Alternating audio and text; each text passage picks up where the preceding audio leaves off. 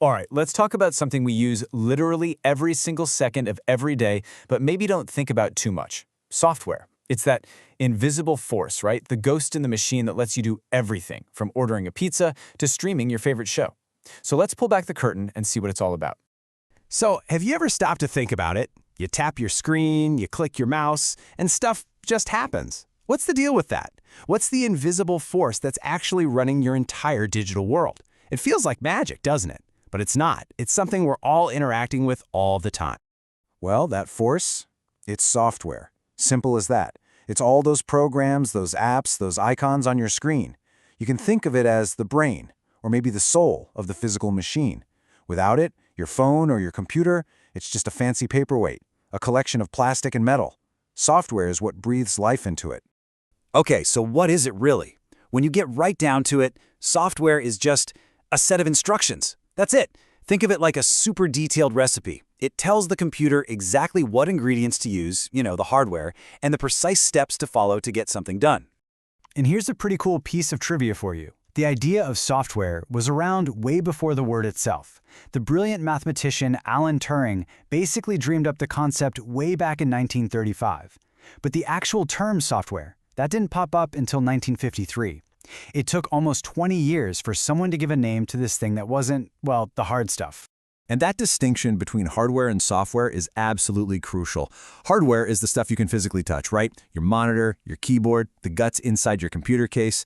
Software, that's the intangible magic. The code, the programs, the ideas that run on the hardware. They're like peanut butter and jelly. You really can't have one without the other. All right, so now that we've got a handle on what software is, let's slice it up a bit. See, it's not just one giant blob of code. It's really split into two main camps. And once you get this divide, you'll understand how your computer works on a whole new level. The easiest way to think about it is like a big theater production. You've got application software. These are the stars of the show. They're the actors on stage you're watching and interacting with. Think of your web browser, your games, your photo editor. Then you've got the system software. This is the stage crew. They're working tirelessly behind the scenes, managing the lights, the sound, the set changes. You don't really see them, but without them, the show would be a total disaster. So let's start with the stars of the show, the application software. This is the stuff we're all super familiar with.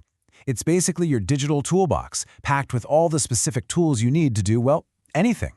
I mean, take a word processor. It's a classic, right? Anytime you need to write a document, whether it's a quick memo or a 50-page report, you fire up an application like Microsoft Word. That's a perfect example of a tool for a specific task. Then you've got database software. This stuff is the ultimate organizer.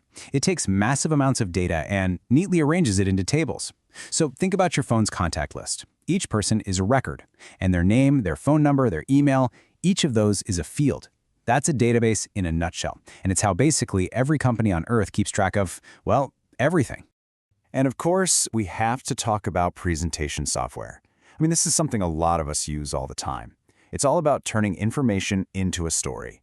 You get your building blocks, things like slides, ready-made design templates, cool animations and transitions, and you put them all together to present your ideas in a way that's actually engaging and not, super boring. You know the big players here, for sure. You've got Microsoft PowerPoint, kind of the granddaddy of them all.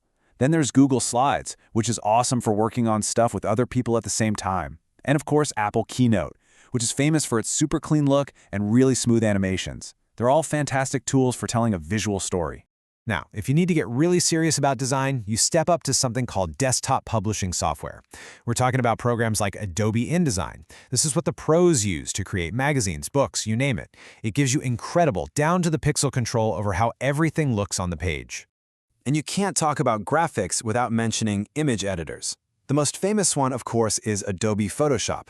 It's basically a digital darkroom for photographers and a blank canvas for artists. With all its tools like digital paintbrushes and powerful selection tools, you can edit and create images in ways that are just mind-blowing. Okay, this is a really important concept in graphics. You've got two main types of images, vector and bitmap. Vector images are made from math. Sounds weird, but what it means is you can stretch one to be as big as a billboard and it will never get blurry. It stays perfectly crisp. Bitmap images, on the other hand, are made of tiny little dots called pixels. They're great for photos with lots of color and detail, but if you try to make them bigger, you get that ugly, blocky, blurry mess. So, simple rule, Vectors for logos, bitmaps for photos.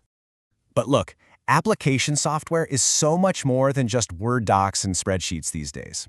We're living in this incredible time with super specialized apps. We have artificial intelligence that can learn and even create art. We have virtual reality that can transport us to other worlds. We've got robotics, which gives software a physical body to move around in the real world. This is the stuff that's really pushing the boundaries of what we can even do. Okay, so we've spent a lot of time with the stars of the show, the applications. But now it's time to go backstage and meet the crew. Let's talk about the unsung heroes, the system software. This is the stuff that works behind the scenes to make everything else run. The absolute heart of all system software is the operating system, the OS, and they come in a few different flavors. You have embedded operating systems, which are the specialized little guys running things like your smartphone or your car's infotainment system. Then you have the huge, powerful network operating systems that run the servers that power the entire internet.